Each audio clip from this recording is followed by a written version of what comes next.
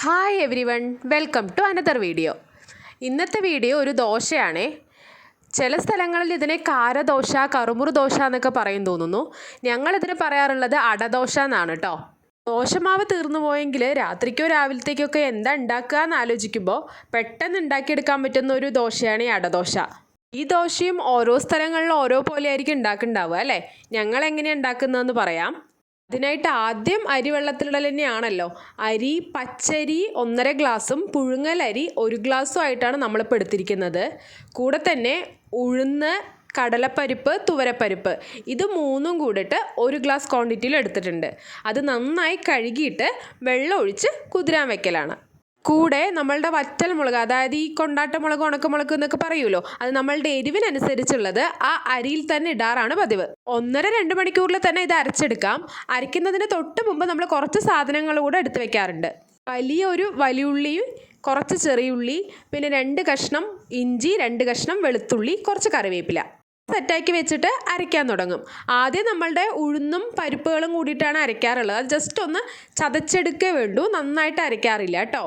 അതൊരു പാത്രത്തിലേക്ക് മാറ്റിയ ശേഷം പിന്നെ അരി അരച്ചെടുക്കുകയാണ്. നമ്മൾ 2.5 ഗ്ലാസ് ക്വാണ്ടിറ്റിയിലാണ് അരി എടുത്തിരിക്കുന്നത്. അതുകൊണ്ട് തന്നെ 2-3 തവണയായിട്ടാണ് അരച്ചെടുക്കുന്നത്. മിക്സിയിലാണല്ലോ. അപ്പോൾ ആദ്യത്തെ തവണ അരി അരയ്ക്കുമ്പോൾ തന്നെ മുളക് ഇട്ടിട്ടാണ് അരച്ചെടുത്തത്. ലാസ്റ്റത്തെ അരിയുടെ കൂടെ ജീരകവും കുരുമുളകും കൂടെ ചേർക്കുന്നുണ്ട്. ജീരകം 1 സ്പൂൺ ക്വാണ്ടിറ്റിയിൽ തന്നെ ഇട്ടിട്ടുണ്ട്. അതേ അളവിൽ തന്നെ കുരുമുളകും കൂടെ ആഡ് ചെയ്തിട്ടുണ്ട്. അരിയെല്ലാം ആഡ് ചെയ്ത ശേഷം പിന്നീട് നമ്മൾ ആ ഉള്ളി, വെളുത്തുള്ളി, ഇഞ്ചി, കറിവേപ്പിലേക്ക് ഉണ്ടല്ലോ, അത് നന്നായിട്ട് ചതച്ചെടുക്കും. നല്ല മരക്കേണ്ട ആവശ്യമില്ല. നന്നായി ചതച്ചെടുത്തിട്ട് അതുകൂടെ ഈ മാവിലേക്ക് ഒഴിച്ചിട്ട് നന്നായി മിക്സ് ചെയ്യും. നമ്മളിത് അരച്ച ഉടനെ തന്നെ നമുക്ക് ദോശ ഉണ്ടാക്കാം. അല്ല നമ്മൾ രാവിലെ അരച്ചിട്ട് വൈകുന്നേരത്തേക്കോ അല്ലെങ്കിൽ വൈകുന്നേരം അരച്ചത് രാവിലത്തേക്കൊക്കെയാണ് ഉണ്ടാക്കണമെന്നുണ്ടെങ്കിൽ നമ്മൾ ഈ മാവ് അരച്ച ഉടനെ തന്നെ ഫ്രിഡ്ജിലേക്ക് എടുത്ത് വയ്ക്കുന്നതാണ് നല്ലത് കേട്ടോ. ഇത് പുളിച്ചു കഴിഞ്ഞാൽ നന്നായിട്ടുണ്ടാവില്ല.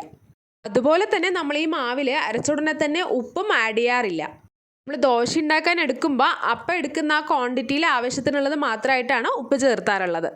ഈ മാവിൽ മുരിങ്ങയില കൂടെ ചേർത്താൽ നന്നായിട്ടുണ്ടാവും കേട്ടോ. അത് നമ്മൾ ദോശ ഉണ്ടാക്കുന്ന ടൈമിൽ ആഡ് ചെയ്ത് കൊടുത്താൽ മതി. അതുപോലെ നമ്മളിത് സാധാ ദോശ ചുടുന്ന പോലെ അത്രയും തിന്നായിട്ടല്ല ഉണ്ടാക്കാറുള്ളത്. കുറച്ചൊന്ന് കട്ടിയിലാണ് പരത്തിയെടുക്കാറുള്ളത്, അധികം വട്ടമല്ലാതെ കേട്ടോ. ദോശയുടെ മുകളിൽ വെളിച്ചെണ്ണ കൂടെ ഒഴിച്ചിട്ട് 2-3 തവണ അങ്ങോട്ടും ഇങ്ങോട്ടും തിരിച്ചിടാറുണ്ട്.